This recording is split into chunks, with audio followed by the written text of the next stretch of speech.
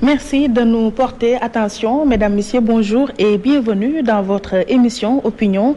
Pour ce dimanche, nous recevons sur ce plateau le docteur Cheikh Tidiane Gadio. Il est le leader du parti MPCL Luy Jot Jotna et présentement président de l'Institut panafricain de stratégie, paix et sécurité et gouvernance. Bonjour et bienvenue, monsieur Gadio.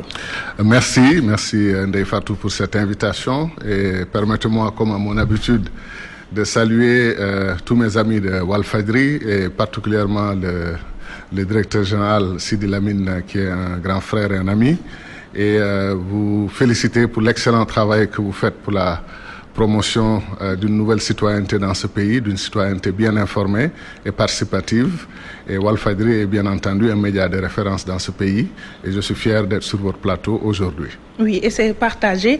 Pour briefer un peu nos auditeurs et téléspectateurs, monsieur Gadio, vous êtes docteur de l'Université d'État de l'Ohio en communication et développement international. Auparavant, vous aviez eu une maîtrise des sciences de la communication de l'Université Paris-Jussieu et un DIA en sociologie de la communication de l'Université René Descartes à Paris-Sorbonne.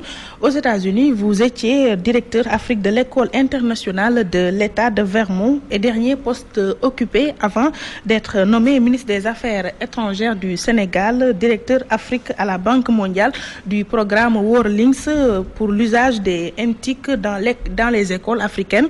De 2000 à 2009, ministre des Affaires étrangères et des Sénégalais de l'extérieur et de l'Union africaine, ministre d'État, ministre des Affaires étrangères pendant 7 ans et demi, ancien candidat à la présidentielle de 2012 au Sénégal. Vous êtes présentement président de l'Institut panafricain de stratégie, paix et sécurité et gouvernance. Vous êtes également président du MPCL. Vous a-t-on bien présenté? Aucun amendement à faire, aucun ajout. Je vois que vous avez fait un excellent travail de recherche. Et encore une fois, je vous félicite. Merci. Alors, c'est connu, le docteur Cheikh Tidiane Gadio est dans le camp du non pour le référendum du 20 mars prochain. Alors, comment comptez-vous le matérialiser en ce début de campagne? Ndeye Fatou, je vous remercie. Voici un sujet qui nous brise un peu le cœur, qui nous chagrine tous Sénégalais. Nous croyons qu'après les graves événements de 2011, le 23 juin 2011, et les événements de 2012, les élections difficiles que nous avons eues, avec perte de vie humaine, ce qui était relativement rare, en tout cas dans l'histoire récente du Sénégal, nous croyons que notre pays allait vivre une démocratie apaisée et des institutions toujours consolidées et améliorées, sans qu'on arrive à cette grave fracture politique et sociale introduite malheureusement par l'actuel président, président Macky Sall. Oui.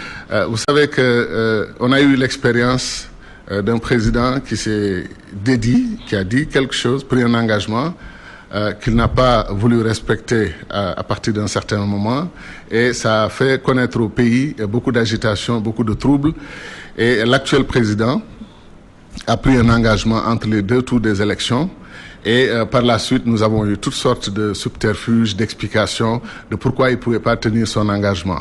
De sorte que le référendum aujourd'hui, qu'on le veuille ou pas, dans un régime présidentialiste, le référendum ne porte pas forcément sur des questions constitutionnelles, parce que je vous mets au défi d'interroger sur 100 Sénégalais quels sont les 100 qui sont capables de vous dire les 15 points sur lesquels ils sont interpellés et pourquoi ils sont d'accord avec tel point, pourquoi ils ne sont pas d'accord avec tel autre. Précisément parce que le régime présidentiel ou présidentialiste fort est un référendum plébiscitaire. C'est-à-dire que le président de la République a pris un grand risque politique qui consiste à poser ces questions-là, cette série de questions aux Sénégalais, dans un moment particulièrement difficile et trouble, où il y a la polémique autour de ce qu'on a appelé le Wahwahet, et qui correspond effectivement à un engagement non tenu. Donc il y a un flou total. Voilà, et ça crée une situation où, quand je dis grand risque, c'est que le président met sa personne sur la balance, met son mandat, son engagement sur la balance. Et les Sénégalais risquent de se prononcer sur leur relation avec lui, la qualité de sa gestion, la qualité de la délivrance ou de la mise en œuvre de ses promesses et de ses engagements. Et je trouve que c'est extrêmement risqué quand on est dans un mandat où il y a presque tout est encore à faire, que de prendre un tel risque. Et le fait de voir les Sénégalais, après les événements de 2011-2012, être divisés, je viens d'une caravane comme ça, dans la banlieue, et de voir des poches de oui et des gens, des partisans du non, qui se dessinent en deux camps clairement définis, le pays pouvait se passer de cela. D'autant plus qu'une fois que le président n'était plus prêt à tenir son engagement de réduire son mandat, nous lui avons conseillé, de reporter le référendum et d'ouvrir une large concertation nationale, parce qu'il n'y avait plus rien de substantiel qui pressait au fond. Et deuxièmement, nous lui avons suggéré de non seulement reporter, bien entendu, mais d'engager des discussions avec les Sénégalais et de porter peut-être ces réformes-là à l'Assemblée nationale. Il a lancé un appel au dialogue. Il a lancé un appel au dialogue et ses partisans nous ont dit que ce dialogue ne changeait rien au fait que sa décision était prise, que les élections allaient se tenir le 20 mars, quel que soit Alpha. Oui. Et quand on lance un appel au dialogue et un appel au dialogue sans condition, ça veut dire que tout est mis sur la table, on discute tout. Mon mouvement, le MPSL, le mouvement panafricain et citoyen, nous ne sommes pas des extrémistes. Nous aimons notre pays, nous aimons notre continent. Tout le monde connaît notre engagement pour l'Afrique et pour le Sénégal. Nous aurions aimé et nous avons une relation particulière avec le président Macky Sall. Au plan des relations humaines, ces relations ont jusque-là été des relations parfaites. Oui. Et quand mais avant d'y arriver, par rapport à ce référendum, sur quel enjeu il se dessine? Soit c'est un rendez-vous entre un président et son peuple, ou bien c'est un projet de société qui est exposé au peuple sénégalais. Alors, vous posez une question très importante. Si vous me permettez juste de terminer le bout de phrase sur les relations personnelles, ce qui rend cette situation pénible pour nous, parce qu'on aurait aimé ne pas en venir là, et qu'on nous ait écoutés, qu'on ait reporté ce référendum et qu'on ait ouvert le dialogue. Maintenant, sur la question que vous posez, qui est une question essentielle, j'ai dit que dans un régime présidentiel fort comme celui que nous avons, quand un président appelle un référendum, c'est un rendez-vous entre lui et son peuple. Ce n'est plus entre lui et le contenu de son référendum, mais le peuple va se prononcer sur lui. Tous ceux qui ne sont pas contents, ne sont pas satisfaits de son gouvernement et de la mise en œuvre de certains engagements et promesses vont voter non contre lui. Et les autres, bien entendu, ceux qui ont la sympathie et qui le soutiennent, vont voter automatiquement oui. Mais si vous permettez, il y a deux enjeux fondamentaux qui font que nous avons choisi de voter non. Parce que si on vote oui, on ne délivre aucun message fort au président de la République sur le fait que ce n'est pas comme ça qu'il faut procéder. Le Sénégal est une démocratie. Donc il faut le sanctionner. Je pense qu'il faut, oui, non seulement sanctionner la démarche qu'il a choisie, qui n'est pas la meilleure, mais dans notre pays, les citoyens sénégalais de Saint-Louis votent depuis 1848. C'est pas après le discours de la boule de François Mitterrand en 1990 que nous avons connu la démocratie dans ce pays. Donc le président aurait dû de ce qu'on appelle l'exception démocratique sénégalaise qui fait la fierté des Africains, pas seulement des Sénégalais, et comprendre qu'on ne peut pas procéder par un passage en force. Dans quel pays du monde peut-on annoncer la décision de tenir un référendum, annoncer le contenu du référendum, organiser et tenir ce référendum en 30 jours, c'est-à-dire le tout dans une course de vitesse que rien ne justifie, et cela nous le déplorons. Et la parole donnée doit être réhabilitée par le non. Le non dira au futur président de ce pays, au futur décideur de ce pays, vous ne pouvez pas nous dire une chose et faire son contraire. Ça, c'est le non. Est-ce que ce non va triompher au soir du 20 mars? Je le pense profondément parce que l'autre élément, c'est que la classe politique, globalement, est discréditée aux yeux des Sénégalais. Vous entendez des jeunes disent tous pareil. Moi, ça me fait mal. C'est pour ça que d'ailleurs, je ne veux pas rejoindre la classe politique classique. Je veux me définir comme un homme politique engagé, sincère et qui a une certaine vision de l'éthique politique, de faire la différence entre des promesses et un engagement, et tenir mes engagements. Alors je pense que le peuple sénégalais, parce que nous traversons un moment particulièrement difficile de notre pays, les souffrances des populations ne sont niées par personne, y compris le gouvernement. Tout le monde sait que les défis sont énormes. Certains Sénégalais ne mangent pas à leur faim. Il y a un taux de croissance de 6,5. Qui ne s'est pas encore traduit, comme on dit, dans le panier de la ménagère, et qui va être différé dans le temps du point de vue de ses effets. Ce qui est constant, c'est que les Sénégalais souffrent. Et ils le disent à tout le monde. Moi, je reçois des amis entrepreneurs, chefs d'entreprise, des amis du secteur privé, qui, il y a 4 ou 5 ans, étaient dans une situation très très favorable. Aujourd'hui, ces amis me présentent leur facture d'électricité de la Sénélec, me demandent de partager mes revenus avec eux parce qu'ils n'en peuvent plus. Donc la situation est extrêmement difficile. Le chômage des jeunes, les jeunes n'ont pas de perspective dans ce pays. Je dis aujourd'hui que les jeunes ont comme perspective le chômage, n'est-ce pas, la migration, ou même parfois de choisir carrément la mort. Dans ce cas, c'est le chaos. Mais non, je veux dire que les jeunes s'engagent dans la gestion du désespoir et dans une façon de manifester leur désarroi. Donc quand vous avez tout ça dans un pays, vous devez laisser le pays rester calme et apaisé. Et si vous engagez l'épreuve de force, je le disais du temps où le président Wade, pour qui j'ai beaucoup d'estime et on en reparlera, oui. Du temps du président Wade, je disais que je n'ai jamais connu, on n'a jamais connu dans l'histoire un homme qui a engagé une épreuve de force avec son peuple et qui a triomphé. Le peuple finit toujours par triompher. Et dans ce cas-ci, le non va triompher pour dire au président Macky Sall oui. qu'il est temps, encore une fois, de vous ressaisir, d'ouvrir un dialogue politique national sincère et sous les institutions. Ndeye Fatou, oui. c'est un seul citoyen sénégalais qui s'appelle Macky Sall, oui. avec tout le respect qu'on doit à sa fonction, qui a décidé que nous allons voter le 20 mars. Il n'y a aucune démarche consensuelle sur la question. C'est lui qui a choisi les 15 points. N'est-ce pas, il détient cette prérogative. Mais il a choisi les 15 points sur lesquels nous devons nous prononcer. En Wolof, on dit du lo mën rek def ko. Du lo mën rek def ko. C'est pas parce que tu peux le faire que tu le fais. C'est pas parce que vous êtes dans une posture où la Constitution vous donne effectivement ce qu'on doit appeler des pouvoirs excessifs. Il est temps que les Sénégalais changent notre système présidentiel, qu'on ait un système d'équilibre des institutions, l'exécutif, le parlementaire et le législatif plutôt, exécutif, législatif et le judiciaire, oui. pour qu'on ait un système et aussi que la société civile, les contre-pouvoirs issus de la société civile soient tellement effectifs que nos chefs d'État, comme disait l'autre Montesquieu, toucheront nos constitutions avec des mains tremblantes. C'est-à-dire qu'ils feront très attention parce que ce qui se passe est extrêmement grave et je vous dis... Mais cette société civile ne fait plus le poids présentement. Je sais que la société civile a été critiquée et c'est un peu ce qui est arrivé, le drame, après 2000. Il y a eu un engagement de la société civile aussi fort pour contrer ce qu'on a appelé à l'époque les dérives du régime d'Abdoulaye Wade. Les gens se sont opposés, plus de 200 et quelques organisations se sont coalisées dans le M23. Et ces organisations ont soutenu qui? Le président Macky Sall. Aujourd'hui, ces organisations sont désespérées devant la situation créée et sont engagées contre lui. Voilà une fracture dont on n'avait pas besoin et qui oui. est advenue. Oui, pour en revenir au référendum, comment analysez-vous cette faible affluence lors du vote des corps militaires et paramilitaires ce week-end? Alors, la question des militaires est toujours très sensible en démocratie, donc je fais très attention. Je pense que les enjeux n'étaient pas aussi clairs. Ce qu'on a entendu, c'est que le Conseil constitutionnel n'a pas autorisé le président de la République à réduire son mandat.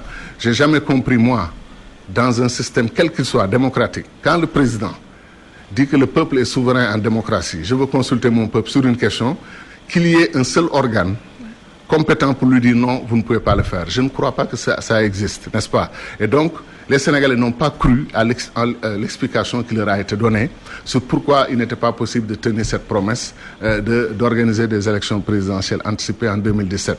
Donc, les militaires sont des citoyens, ils vivent dans notre société, ils comprennent les tiraillements et le fait qu'il y a des tiraillements, la classe politique se désagrège, la classe politique, quelque part, en tout cas une bonne frange, est complètement discréditée aux yeux des Sénégalais dans son pouvoirisme, sa façon de faire, ses préoccupations égoïstes et personnelles. Cette classe politique peut faire que beaucoup de citoyens tournent le dos à la politique et je vous jure que dans tous les pays du monde, le référendum ne draine pas les grandes foules. Oui. Parce que les gens parfois ne comprennent pas quels sont les enjeux. Pourquoi et ne craignez-vous pas pareille situation lors du vote des civils le 20 mars? C'est tout à fait possible. Le taux d'abstention et le taux de boycott, oui. boycott conscient de citoyens qui disent qu'ils ne sont pas du tout contents et de la décision du président. La réforme qu'il leur propose qu'ils ne connaissent pas et qu'ils ne comprennent pas. Donc pourquoi aller voter oui ou non à quelque chose qu'on ne comprend pas? Donc certains vont boycotter tout à fait consciemment, d'autres vont s'abstenir tout simplement et ne prendront pas leur billet transport pour aller jusqu'à Tambacounda pour voter oui ou pour voter non. Donc il y a un grand risque et je crois que toute la classe politique, majorité comme opposition, société civile, tout le monde doit expliquer aux citoyens l'importance de cette décision parce que la constitution du Sénégal que nous voulons, que nous cherchons, qui rééquilibre les pouvoirs, qui diminue les pouvoirs du président de la République, qui donne plus de pouvoir aux représentants du peuple, au Parlement, qui donne une plus grande indépendance à la justice, ce système-là, nous ne l'atteindrons pas avec la Constitution actuelle. Et comme de toute façon, nous allons faire une nouvelle Constitution, pourquoi ne pas dire un non massif au président de la République? Et ce non lui enverra un message fort. Si on lui dit oui, en disant que bon, on n'est pas tout à fait d'accord avec vous, mais vu les relations, vu l'estime, on va quand même voter pour vous, ça ne lui envoie aucun message et le rapport de forcing et de passage en force va continuer au détriment de nos institutions. Dans la foulée, ne sentez-vous pas que le peuple se détourne des hommes politiques, surtout qu'ils n'en ont cure de faire des volte-face? Exactement. Et c'est ce qui me chagrine et qui fait, comme j'ai dit, que le référendum, par un non massif, va envoyer un signal fort, non seulement au président de la République, à tous les aspirants au poste de président de la République demain et à toute la classe politique, pour leur dire que le peuple sénégalais en a assez de leaders qui ne tiennent pas leurs engagements et leurs paroles. Moi, ça me fait mal quand ils disent que cette classe politique sont tous des catcheurs et les catcheurs dañuy kàcc ñoom ñëpp li ñuy wax gëmuñu ko. Ce qu'ils disent, ils n'y croient pas une seule seconde. Catcheurs yu mën a kàcc lañu. Alors moi, je n'en fais pas partie. Je ne suis pas catcheur et je ne fais pas du catch parce que moi, tout le monde me dit d'ailleurs que fais attention, tu n'es pas fait pour une certaine forme de politique et je vais rester en dehors de cette forme de politique. Quelqu'un peut vous regarder dans les yeux et vous dire une chose en laquelle il ne croit pas une seule seconde. Je n'ai pas été éduqué comme ça. Ce n'est pas ma vision de la politique. Je crois franchement, sincèrement, qu'une ère historique nouvelle s'était ouverte au début des années 2000 avec les leçons de Nelson Mandela. Voilà un homme politique que tout le monde respecte. Donc il y en a quand même. Barack Obama aux États-Unis a ouvert l'ère d'une société civile courageuse qui va au défi des institutions conservatrices politiques des partis traditionnels. Et nous, on a essayé ça au Sénégal. Ça n'a pas encore marché, mais on va continuer. Oui. À vous entendre parler, vous êtes écœuré par l'attitude des hommes politiques ou bien des politiciens? Mais absolument. Je parle même du naufrage collectif d'une certaine classe politique au Sénégal. Et donc, il faut redistribuer les cartes. Il faut réorganiser le champ politique, l'espace public et l'espace politique au Sénégal. Mais justement, en organisant d'abord le débat citoyen. Ensuite, parce que contrairement à ce que pensent certains hommes politiques, le peuple est tellement intelligent, tellement futé, tellement conscient de certains enjeux, que parfois les hommes politiques leur apparaissent comme des comédiens, comme des gens qui ne méritent aucun respect. Et ils apprécient leur talent oratoire, ils apprécient leurs belles formules. Ça les fait rire comme ils regardent le théâtre le soir, quand ils ont des séries qu'ils trouvent très sympathiques, qui les détendent, qui les font rire. Alors moi, je pense que si on veut réformer la politique, il faut qu'on revienne à l'éthique de nos anciens. On a eu quand même au Sénégal des Cheikh Anta Diop. Paix à son âme, nous fêtons son 30e anniversaire. Son épouse vient de disparaître, une dame que j'ai adorée, que j'ai respectée, fidèle à son mari, fidèle à son combat politique. Cette façon, les Makhtar Mbow, les Abdoulaye Ly, les Léopold Senghor, on a eu quand même des Sénégalais engagés à faire ce qu'on appelle servir sans se servir. Aucun de ces Sénégalais n'est milliardaire. Et ils ont fait la politique. Aujourd'hui, quasiment, tous nos politiciens sont des milliardaires parce que politique et business, politique et affairisme, politique et intérêt personnel vont ensemble. Et ça, c'est pas bon. Si vous voulez l'argent, allez dans le secteur privé.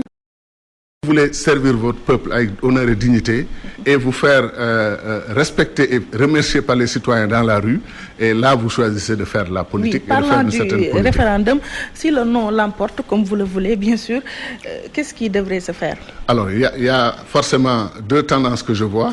Certains de nos camarades du front du refus, du front du non, vont tout de suite demander que le président de la République en tire les conséquences. Ils vont penser un peu à ce que le président de Gaulle a fait en 69 en France, quand il a sollicité le peuple pour obtenir le oui, le peuple lui a dit non, il a démissionné. Ça, c'est une tendance qui va penser cela.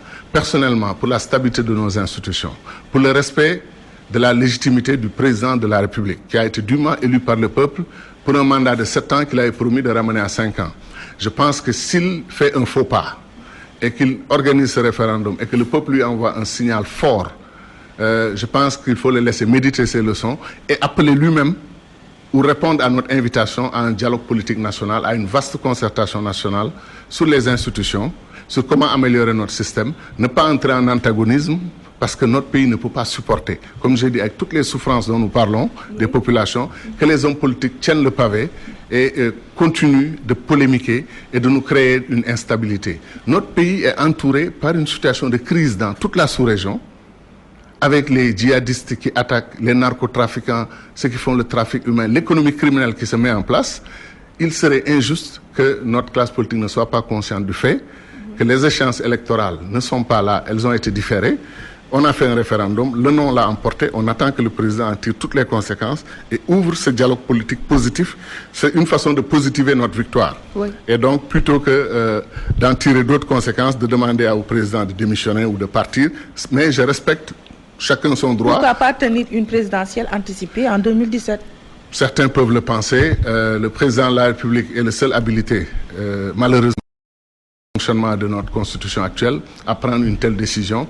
Mais ce que je dis, c'est que cette fracture-là, qui vient d'être créée au Sénégal, par une décision que je trouve malheureuse du président de la République, d'appeler un référendum sans mener les concertations nécessaires et en prenant la décision de ne pas tenir son engagement de 2012, appeler un référendum dans ce contexte très tendu dans le pays, c'était une erreur à mon avis. Et s'il n'est pas trop tard, je pense qu'il devrait reculer, accepter. Les militaires ont déjà voté. Mais oui, les militaires ont déjà voté. Et la campagne a été ouverte. Et la campagne a été ouverte. Mais entre ce qui va renforcer les divisions de mon pays, créer plus de problèmes d'instabilité dans le pays, et ce qui peut sauver un dialogue politique national, s'il y a une possibilité, il faut l'explorer. Maintenant, s'il n'y a plus de possibilité, comme on dit, il faut aller aux élections, mais il faut que ces élections soient transparentes. Je ne peux pas comprendre qu'on ait un seul titulaire. Vous soupçonnez des cas de fraude? Non, qu'on dise qu'il y aura un seul titulaire par camp du refus, camp du non, et ensuite un suppléant. Moi, je pense qu'on peut avoir jusqu'à 2 titulaires et un suppléant. La raison est simple, c'est des êtres humains. Ils passent la journée, ils vont un moment avoir besoin d'aller prier, d'aller faire leurs besoins humains, naturels, le droit de l'homme comme on dit, le droit de l'homme ou de la femme. Ensuite, ils ont aussi besoin de respecter... Vous en avez discuté avec le ministère de l'Intérieur? Moi, j'ai proposé à mes camarades du Front du Refus d'aller rencontrer la Sénat pour leur poser le problème et d'aller rencontrer le ministère de l'Intérieur. Mais j'ai dit, pas sous le mode protestataire, antagoniste, non, sous le mode d'une discussion civilisée entre compatriotes sur quelle est la meilleure façon de tenir une bonne élection sans contestation et que le résultat qui sort des urnes soit vraiment le résultat qu'on nous restitue. Et j'espère de tout cœur que ce sera pour la victoire le Front du non engage du non. Plus de 13 000 volontaires. Même peut-être plus, ils avaient parlé de 130 000 et tout ça, c'est bien. Mais ce que je dis, c'est qu'il y a d'abord l'aspect institutionnel qui surveille le vote, qui contrôle le vote jusqu'à l'obtention des PV, avoir un QG de campagne, centraliser les résultats, comme on fait d'habitude. Avant le soir, avant tard la nuit, on sait à peu près les grandes tendances, on sait qui a gagné. Si le non l'emporte, qu'il ait le triomphe modeste. Si le oui l'emporte aussi et qu'il y ait une forte présence du non, que le président interprète toujours ce signal fort des citoyens. En tout cas, moi, c'est ce que je souhaite. Et je souhaite bien entendu que le non l'emporte pour que les messages puissent passer et que le président comprenne qu'il est temps d'arrêter tout ça et de parler à son peuple. Oui, docteur Cheikh Tidiane Gadio, pour un non que vous avez manifesté en vue du référendum, l'organisation du 3e forum paix et sécurité en Afrique semble vous échapper. Qu'en est-il? Alors, j'ai dit que j'allais me prononcer sur le forum le moment venu, pour une raison très simple. On parle de référendum et de constitution et des individus sortent un débat sur le forum de Dakar. Moi, je ne sais pas s'il y a un lien. Si vous voyez le lien, vous me l'expliquez. Mais moi, je ne vois pas le lien entre mobiliser l'Afrique pour une réflexion des chefs d'état-major, des experts, des spécialistes, des amis de l'Afrique, des diplomates, des ministres, des chefs d'État, comme nous l'avons fait, disons, ces 2 dernières années, pour réfléchir sur tous les fléaux de l'économie criminelle, la cybercriminalité, réfléchir sur le terrorisme, les narcotrafiquants, etc., etc. Et ensuite, l'année dernière, nous concentrer notre réflexion, non seulement sur le terrorisme, mais sur les réponses africaines.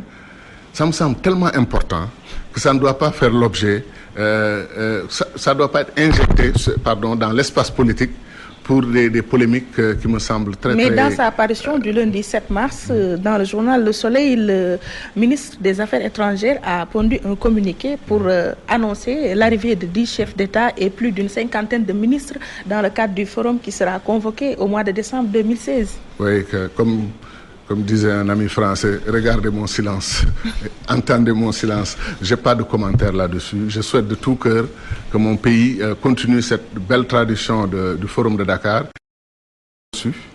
initiée et mise en œuvre avec le soutien institutionnel de l'État du Sénégal. Et nous ne sommes pas des employés de l'État du Sénégal pour être mis de côté ou être soutenus ou être invités. Non, nous sommes des partenaires. Alors quand des partenaires vont ensemble, l'un des partenaires décide de ne plus aller ensemble, les Wolofs font cette belle expression, n'est-ce pas? Donc il n'y a aucun problème. Mais qui organise ce forum? L'État du Sénégal? Parce que le ministre a précisé que c'est le gouvernement du Sénégal qui organise ce forum en partenariat avec l'Union africaine et la France. Oui, mais je sais, vous êtes très subtil, vous tentez de ramener par tous les moyens le débat de fond sur le forum. Mais je vous jure et je vous promets que le moment venu, quand on aura réglé la question du non et du oui, la question de ce référendum, qui est la seule question qui vaille pour le peuple sénégalais aujourd'hui et tous les amis du Sénégal à travers le monde qui nous écoutent, quand on aura réglé ce problème, je vous jure qu'on pourra parler du Forum Dakar parce que c'est quand même dans 10 mois. Si vous invitez les gens aujourd'hui au Forum Dakar, il y a de fortes chances qu'ils ne viennent pas, ils vont oublier. Donc on a le temps. Il faut vraiment calmer les jeux. Peut-être c'est un moyen de pression pour vous faire revenir sur votre décision de voter non. Non, quand même, les gens me connaissent comme un homme de principe, un homme de rigueur, un homme de foi, un homme d'engagement, de sorte que je ne veux pas utiliser les mots forts que j'ai utilisés avant quand j'ai entendu certains mots solliciter des explications, appeler de partout. J'ai dit, mais vous connaissez le Forum de Dakar. Vous avez vu ce qui s'est passé pendant ces 2 dernières années. Si vous avez fait votre homework, comme disent les anglophones, si vous avez fait vos enquêtes, vous maîtrisez. Vous savez exactement comment se passe ce forum. Et je vous jure que c'est ça qui est important. Ne jouons pas avec le Forum de Dakar. C'est pour la sécurité du continent, la sécurité de nos populations. Qu'on ne l'utilise pas à des fins politiciennes, qu'on ne mélange pas. Je ne savais pas d'ailleurs que le forum pouvait entrer dans un débat constitutionnel parce que j'ai regardé les 15 points de la réforme, nulle part on parle du forum de Dakar. Bon, maintenant si certains pensent que dans le débat sur le forum, et les partisans du oui et du non, il faut leur jeter... Après voilà, la sortie de ce communiqué de la chancellerie. Ça crée de l'émotion au niveau des populations et au niveau de beaucoup de citoyens sénégalais. Émotion légitime d'ailleurs, mais je leur promets que le moment venu, quand je vais leur parler du Forum Dakar, certains auront la surprise de leur vie quand ils sauront comment tout ça a été mis en place, comment c'est arrivé au Sénégal, comment ça a fonctionné jusque-là. Et je ne désespère pas d'ailleurs moi que ce forum-là puisse continuer à servir notre pays dans la forme dans laquelle il a été organisé depuis le départ, c'est-à-dire un forum hybride qui met en place des États, des institutions étatiques et des think tanks et la société civile, des chercheurs, des spécialistes, tous ensemble, 1000 personnes de différentes spécialités, de différentes origines, qui s'asseyent ensemble et qui réfléchissent, qui viennent au chevet de l'Afrique. Ça, je pense que c'est sacré et c'est plus important que les manœuvres politiciennes. Puisque c'est un forum qui se tient à Dakar, sans l'appui de l'État du Sénégal, est-ce qu'il peut réussir? Ça dépend du type de forum. Il y a beaucoup de forums qui se tiennent à travers le monde. C'est vrai que les meilleurs forums, comme Halifax, comme Shangri-La à Singapour, comme Manama à Bahreïn, ces forums sont adossés sur un État qui apporte un appui souvent logistique et matériel. Mais c'est des États qui prennent de la hauteur, qui laissent les think tanks piloter ces forums, organiser le programme, sélectionner les participants, organiser les thèmes, les tables rondes, les panels, etc. Tous ces grands forums dont je parle sont organisés comme ça. Mais si c'est juste une rencontre intellectuelle qui discute, ça n'a pas tellement d'intérêt. Mais si c'est un forum étatique, à 100% étatique, moi je connais beaucoup de spécialistes qui ne se déplacent pas pour un forum étatique. Pourquoi?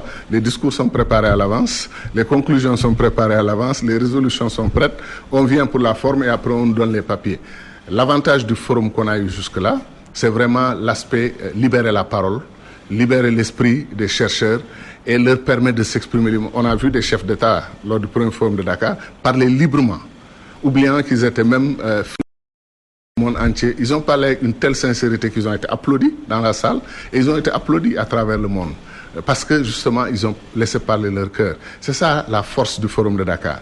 Donc maintenant les chicaneries sénégalo-sénégalaises, je vous propose de les renvoyer à plus tard et de nous concentrer encore une fois sur ce qui est le plus important, qui fait palpiter les Sénégalais aujourd'hui, qui est le référendum sur la Constitution proposé par le président Macky Sall. Si je vous comprends, il ne faudrait pas amuser la galerie. Et ne pas mélanger les serviettes et les torchons. Est-ce que le courant passe entre vous et le président Macky Sall? On a, au plan humain, au plan des relations humaines, le courant, je me moquais de vous un moment, si c'est le courant Sénélec, c'est parfait. Si c'est toute autre forme de courant aussi, honnêtement... Il est au débit ou bien? Au débit. Non, entre nous, côté relations humaines, je ne lui reproche absolument rien et je pense et j'espère aussi qu'il ne me reproche absolument rien. Mais il m'est impossible, au nom des relations humaines, d'ailleurs depuis 3-4 ans, beaucoup de Sénégalais m'ont dit mais où est-ce qu'il était ce monsieur-là? Il parlait plus, il s'exprime... Non. J'étais sur les grands dossiers africains parce que je suis un patriote africain, je suis un panafricaniste et c'est pas négociable. Et partout l'Afrique brûle, où un pays souffre, où on tue des citoyens africains, si je peux me déplacer et contribuer au travail de sapeur-pompier pour amener la paix et faire des médiations, je le fais. Et même gratuitement, quand je peux. Donc au total, c'est ça qui... Mais de l'autre côté aussi, un Sénégalais de notre génération a été élu président de la République. Nous en avons éprouvé une grande joie. Et nous avons souhaité qu'il puisse accomplir sa mission sans trop créer d'obstacles, etc. En tout cas, pour nous, c'était un peu notre démarche. Mais nous avons estimé dès le départ qu'une grave erreur avait été commise. Quand plus de 200 organisations vous amènent au pouvoir, vous ne pouvez pas après créer une bande des quatre. Une bande des quatre avec l'APR, l'AFP, le PS et Rewmi à l'époque. Ensuite, Rewmi s'est retiré, c'est devenu une bande des trois. Et nous, j'avais dit, et j'ai dit au président... Le Benno d'en haut et celui d'en bas, comme voilà. Disait le professeur Amsatou Saoussi. Elle a tellement raison, ma sœur Amsatou. Passage, elle a raison. Mais moi, j'avais dit plus que Benno Bokk Yakaar est un fantôme.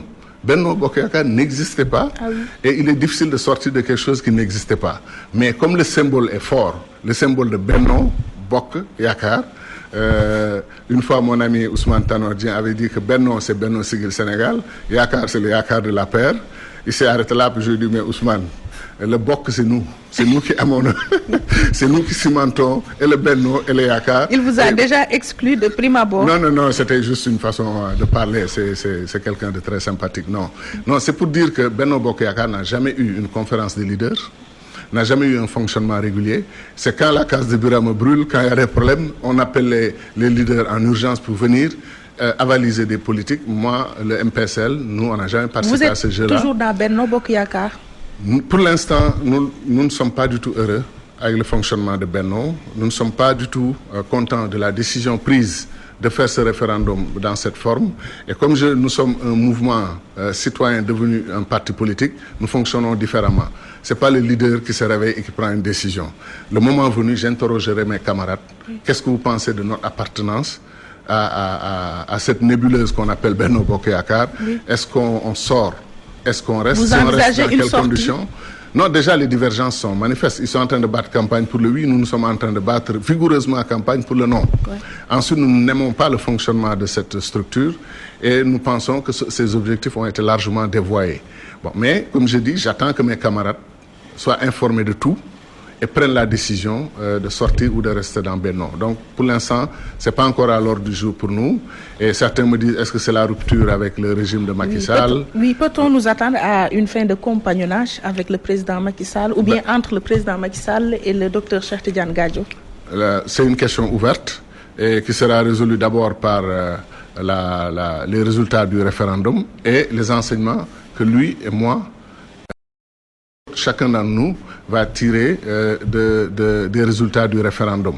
Et après, chacun devra décider son destin parce que moi, je suis un homme libre. Notre mouvement, nous sommes libres, nous ne dépendons de personne. Et nous prenons nos décisions à l'interne d'abord et nous les prenons toujours en fonction des intérêts du peuple sénégalais et des peuples africains. Parce que c'est ça notre démarche. Donc, vraiment, nous n'avons aucune contrainte de ce point de vue. Nous ne sommes pas des va-t-en-guerre. Nos pays sont fatigués des guerres, sont fatigués des crises. Il est temps de stabiliser les démocraties africaines. Donc nous sommes plus pour des démarches consensuelles, mais des démarches concertées. Un seul individu, président de la République ou parlementaire ou professeur d'université ou intellectuel ou marchand ambulant ne peut pas se réveiller et prendre une décision pour tout un peuple, pour 15 millions de Sénégalais, leur proposer 15 réformes sans leur donner aucune chance même de comprendre de quoi il s'agit et d'en discuter. C'est pas bien. C'est pas bien. Et ça, nous le maintenons. Oui, docteur, en tant que républicain, nous allons le voir à l'image avec la complicité du génie Alioune Badara Ndiaye. Quelle est votre réaction en lisant des affiches truffées de fautes publiées par le ministre de l'Intérieur en convoquant le corps électoral marquant la devise du Sénégal, un peuple, un but, une foi avec eux à la fin. Ben, j'espère que c'est une seule fois qu'on nous écrit une fois comme ça. C'est vraiment pour le pays de Senghor, hein, quand même, c'est Léopold Senghor, avec tous les efforts qu'il a fait pour ce pays, ça c'est pas très gentil. Hein. Ceux qui l'ont fait doivent présenter leurs excuses au peuple sénégalais, et cette affiche doit être retirée de partout et le plus rapidement possible. Mais ça prouve mon point, comme disent les anglophones, ça prouve mon point, la précipitation. La précipitation.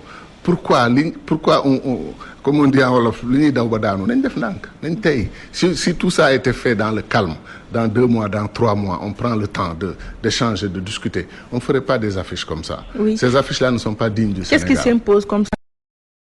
Je ne sais même pas s'il faut parler de sanctions. Parce que c'est une faute de chaîne. Mais je sais, mais comme je dis, ça prouve que nous avons raison de dire qu'il y a un passage en force, il y a une précipitation, il y a l'organisation d'un référendum au pas de course. La question c'est pourquoi? C'est pourquoi se précipiter? Pourquoi ne pas faire bin, prendre les choses calmement? Et voilà, ça, le bon Dieu, il y a des choses qui ne laissent pas échapper. Quand vous faites des choses comme ça, il vous punit de cette façon. Donc la sanction divine, c'est ça. Cautionnez-vous l'appel lancé par le chef de l'État à l'endroit des plus hautes autorités, en l'occurrence, allez rejoindre vos bases politiques. Je ne vous veux plus à Dakar d'ici le 20 mars. Ça pose 2 problèmes.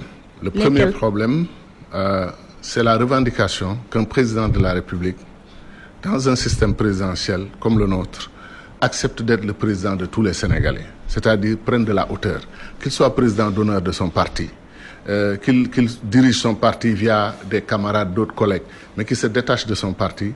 Vous ne pouvez pas diriger votre parti, donc une partie du peuple sénégalais contre l'autre partie du peuple sénégalais. Ça pose un sérieux problème de la revendication. Certains disent que le président démissionne de son parti. Je ne suis pas d'accord. Nous sommes dans un système, vous démissionnez de votre parti, un autre monte votre parti contre vous-même et vous n'avez plus de soutien, c'est pas possible. Le problème des numéros 2. Voilà, mais qu'il soit président d'honneur et qu'il dise à ses camarades, j'appartiens à vous, je peux vous donner mes conseils, mais je ne peux plus m'engager d'une certaine façon parce que je suis le président de tous les Sénégalais. Même les opposants, quand ils viennent me voir pour me poser leurs doléances, je les écoute avec le même respect, la même considération que vous, qui appartenez à la même mouvance que moi ou au même parti.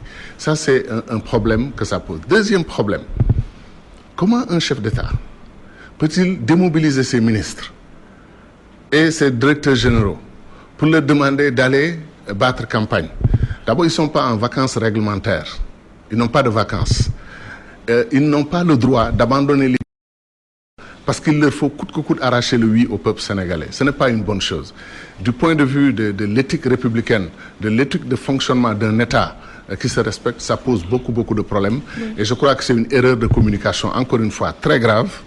Et la manière dont les populations vont ressentir cela va poser problème. En plus du fait maintenant que beaucoup d'entre eux ne quittent pas leur ministère ou leur direction générale sans mettre beaucoup d'argent dans leur cagnotte pour aller sur le terrain. Le référendum, on ne doit pas acheter les votes. Les votes partisans, là, il faut préférer Gadio à tel, préférer tel à l'autre. Je peux comprendre, c'est pas bien d'ailleurs d'utiliser l'argent pour ça. Mais un référendum, une constitution, qui est une charte fondamentale qui doit, si elle est bien faite, rester là 20 ans, 30 ans sans être touchée parce qu'elle permet un bon fonctionnement des institutions. On ne doit pas faire voter un paysan ou un chômeur ou un jeune désespéré en lui donnant de l'argent pour qu'il aille voter pour tel ou tel point de vue. Donc quand on me dit, moi, que oui, chaque comité électoral a reçu 3 millions, un journal a titré le président dégaine 1 milliard, mais le président Macky Sall n'est pas un homme d'affaires. N'est pas un milliardaire qui a gagné son argent dans le business pour pouvoir dégainer 1 milliard. Son salaire, tous ses salaires dans l'administration publique ne peuvent pas lui donner 1 milliard à dégainer. Maintenant, si c'est l'argent des contribuables qui a été mobilisé pour que les comités électoraux aillent travailler pour le oui, ça, encore une fois, c'est extrêmement grave. Oui. Ça ne doit pas avoir lieu dans un pays civilisé, où le jeu démocratique est civilisé et où on se respecte les uns les autres. Ou alors le président appelle le camp du refus et le camp du non, leur dire cette campagne est extrêmement importante, vous avez besoin de logistique et de moyens pour vous déplacer. J'ai demandé au ministère des Finances de m'accorder une rallonge de 1 milliard, prenez 500 millions vous, prenez 500 millions de l'autre côté, allez battre campagne, expliquez aux Sénégalais, c'est bon pour notre démocratie. Tout le monde aurait applaudi. Encore que j'aurais préféré qu'on laisse les partis, ceux qui ont des opinions, mobiliser leurs ressources et aller se battre s'ils sont convaincus avec les populations. Oui. Mais là encore, vraiment beaucoup d'enseignements à tirer et c'est très négatif. Docteur, durant 9 années, vous avez été ministre des Affaires étrangères du Sénégal. À ce titre, quelle appréciation portez-vous sur ces nombreux cas de meurtre, voire d'assassinat du côté des Sénégalais de l'extérieur?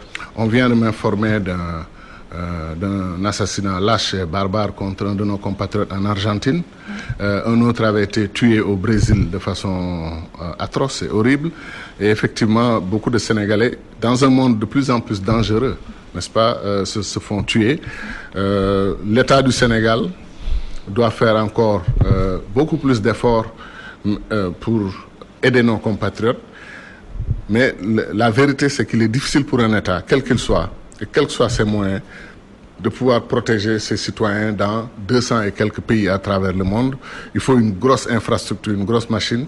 Peut-être que le mieux... Peut-être il peut peser sur une bonne suivi des enquêtes. Ça, je suis d'accord. Suivi des enquêtes, prendre des avocats, participer au procès. Mais ça, c'est le médecin après la mort. La vérité, c'est que comment faire pour que les Sénégalais se sentent tellement heureux chez eux, tellement bien dans leur peau au Sénégal, qu'ils puissent entreprendre, réussir dans leur pays, que la perspective de la migration soit vraiment l'exception. Aujourd'hui, vous prenez 100 jeunes Sénégalais, les 99, s'ils peuvent partir, ils préfèrent partir plutôt que de rester dans leur pays. Qu'est-ce que nous avons fait à notre jeunesse? Qu'est-ce que nous avons fait à notre peuple pour que ces jeunes aillent jusqu'en Argentine, aillent partout dans le monde, dans l'Alaska, là où il fait extrêmement froid, partout en train de se battre pour pouvoir envoyer un $100 ou un 200 ou 100 € à leurs parents qui souffrent dans les banlieues, dans le monde rural. Ça, c'est l'échec des politiques publiques en général et c'est l'échec des États africains. Notre diaspora est nombreuse à l'extérieur. Certains sont des cadres brillants qui veulent rentrer, qui veulent aider. On leur fait par la place. Parfois, on les jalouse, on les ostracise. Donc, au total, ce que ça pose, c'est un problème de redéfinition de nos rapports globaux avec nos compatriotes, nos citoyens africains à l'extérieur de nos pays. Et pour le Sénégal, continuer, comme vous dites, à donner l'assistance consulaire, à appuyer, mais aider à rapatrier des corps n'est pas une politique. Il faut éviter d'avoir justement ces meurtres, ces assassinats et donner plus de chance à nos compatriotes dans leur pays. Vous êtes le président de l'Institut panafricain de stratégie, paix, et sécurité et gouvernance. C'est quoi la mission de cet institut? Vous savez, vous allez à l'Union européenne, vous trouvez des think tanks, c'est-à-dire des instituts de réflexion, de recherche approfondie sur des sujets liés à l'euro, par exemple, liés à la défense, liés aux missiles balistiques. Vous avez toutes sortes de groupes autour qui aident à la décision, n'est-ce pas? Et en Afrique, cette tradition n'existe pas tellement, et surtout en Afrique francophone. Donc au Sénégal, quand nous avons lancé l'Institut panafricain de stratégie, paix, sécurité et gouvernance, c'était d'une part et clairement pour affirmer le fait que pour nous, les solutions aux problèmes africains sont des solutions panafricaines. Il n'y a pas de solution individuelle. Nous ne croyons pas aux 54 États qu'ils ont mis en place en Afrique, en balkanisant notre continent, et aux 54 chevauchés individuels. J'ai une formule pour dire que nous avons choisi 54 chevauchés individuels pour un échec collectif. Il est temps d'arrêter cela.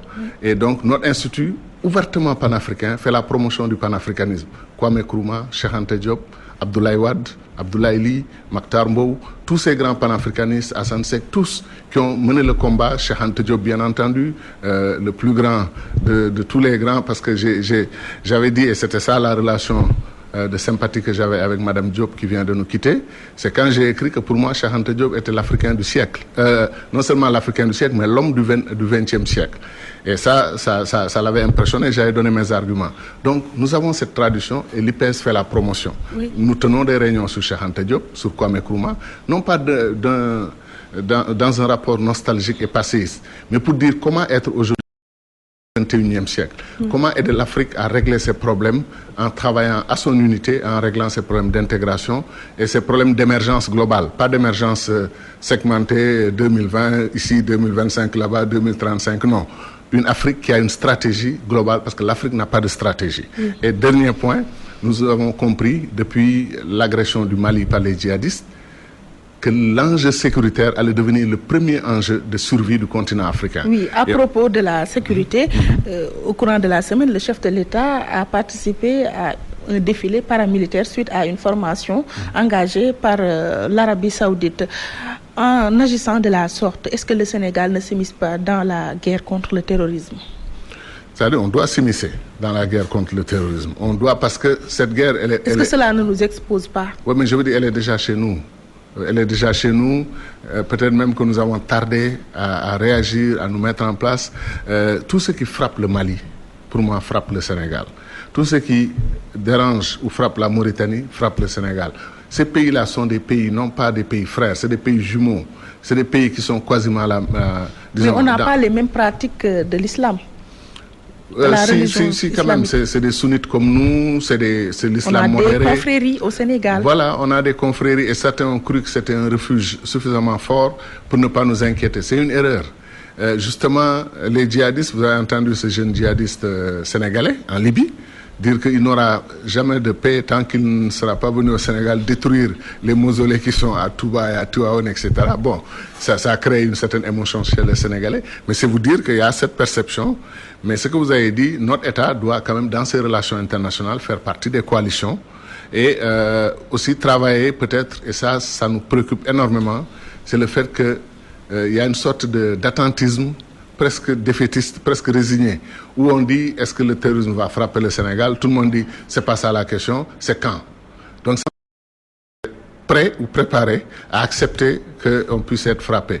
Et je sais que nous avons des forces de défense et de sécurité exceptionnelles, des officiers d'une formation extraordinaire qui peuvent diriger même les armées américaines ou européennes. C'est des gens de qualité. Et je sais que notre État a la volonté de mener ce combat et de le faire avec les autres pays africains. Donc, de ce point de vue, je n'ai que des encouragements à donner à mon gouvernement et à mon pays et à l'action de l'État du Sénégal. Même si on s'attire les foudres de l'État islamique ou bien de l'Iran? Alors, les foudres, c'est normal. Ces gens sont positionnés, il y a des pays, ils ont leur stratégie. Moi, mon problème, c'est quand les uns ont des stratégies ou ont une stratégie, les autres n'ont pas de stratégie. Il faut que nos États aient une stratégie. Ce qui est arrivé au Mali pendant 9 mois, nous avons tous assisté à des atrocités commises au Mali. On les regarde à la télévision et c'est comme si c'était pas très grave. Et c'était extrêmement grave. On a violé ce que l'Afrique avait de plus profond à Tombouctou, notre patrimoine culturel, notre patrimoine intellectuel, religieux, historique. Le Mali, c'est l'Afrique. C'est là où bat le cœur de l'Afrique, de l'histoire africaine récente. On ne peut pas permettre à des gens de venir détruire le Mali pendant que nous, on se positionne en spectateur. Oui. Donc l'Afrique manque de stratégie. Et pour son développement, et pour sa sécurité. Et c'est pour ça que nous avons créé l'Institut panafricain de stratégie. Oui, autre aspect de l'actualité, dans l'affaire Karim Wade, le parquet de Paris a jugé recevable la plainte déposée par ses conseils pour détention arbitraire. À votre avis, quel relent cette nouvelle tournure va donner à cette affaire? Oui, bon, si M. Wade est un citoyen français, c'est normal que la France bouge sur cette question-là. Mais c'est un dossier extrêmement difficile, extrêmement complexe, surtout pour moi. Tout le monde sait que je n'ai pas eu de très bonnes relations avec M. Wade vers la fin de notre parcours.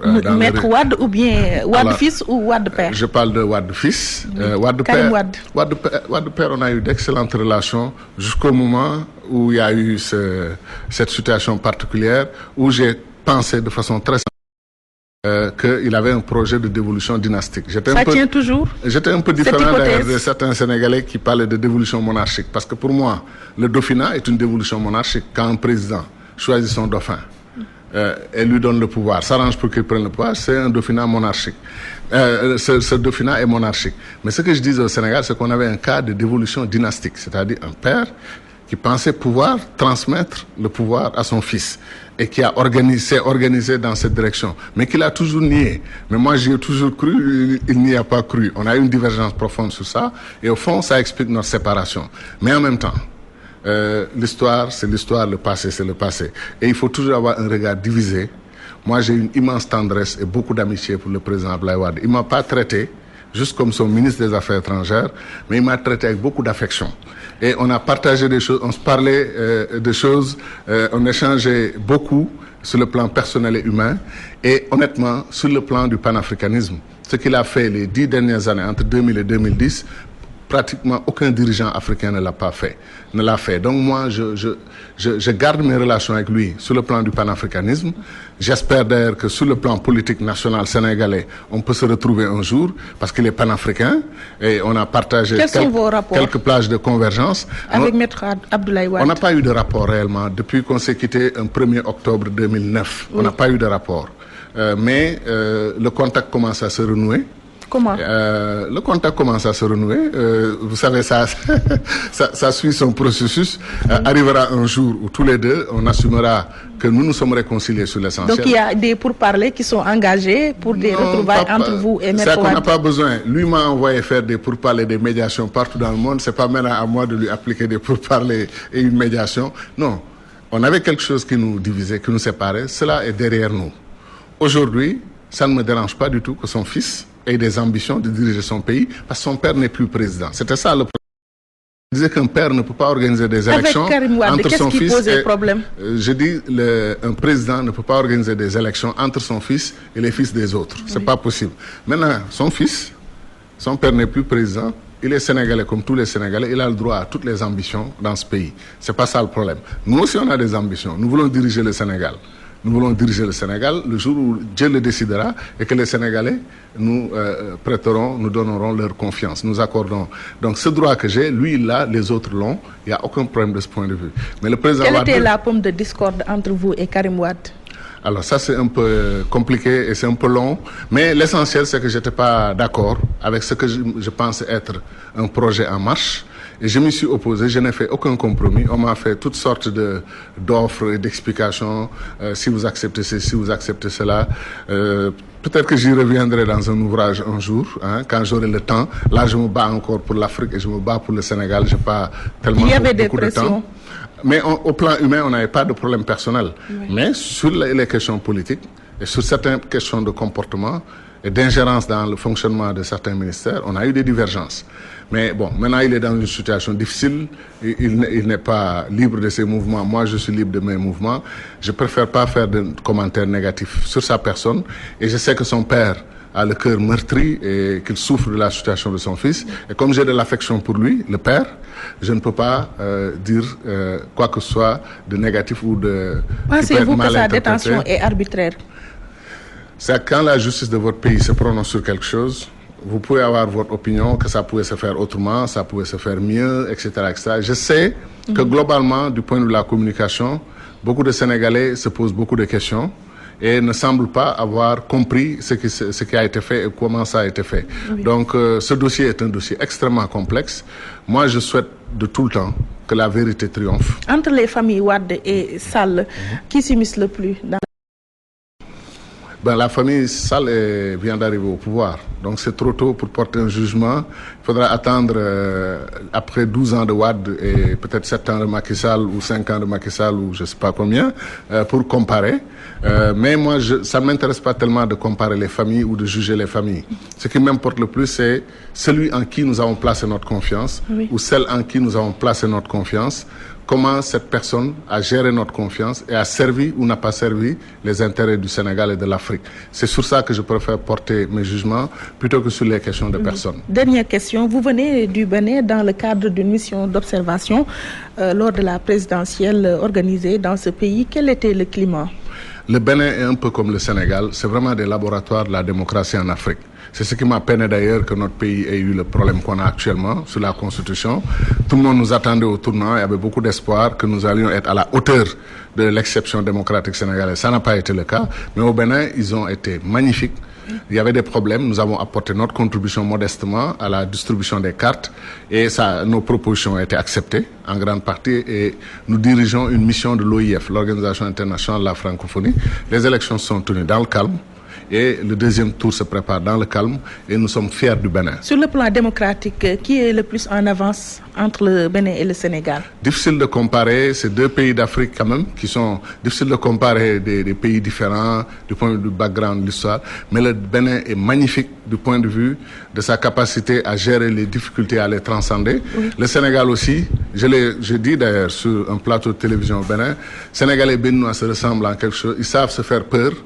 Et aller jusqu'au moment où ça peut dégénérer, ils freinent net et ils deviennent tout à fait sereins et normaux, entre guillemets. Donc, on a quand même beaucoup de similarités plus qu'autre chose. Oui. Et le Bénin est un grand pays de démocratie, le Sénégal aussi. Et j'espère que nous allons tous les deux mériter notre réputation toujours dans le futur. Docteur Cheikh Tidiane Gadio, je rappelle que vous êtes le leader du parti MPCL, Louis Jotna, président de l'Institut panafricain de stratégie, paix et sécurité et gouvernance, ancien ministre des Affaires étrangères du Sénégal. Vous étiez notre invité dans l'émission Opinion. Merci et j'espère vous rendre visite très prochainement. Et encore une fois, merci à toute l'équipe de Walfadjri.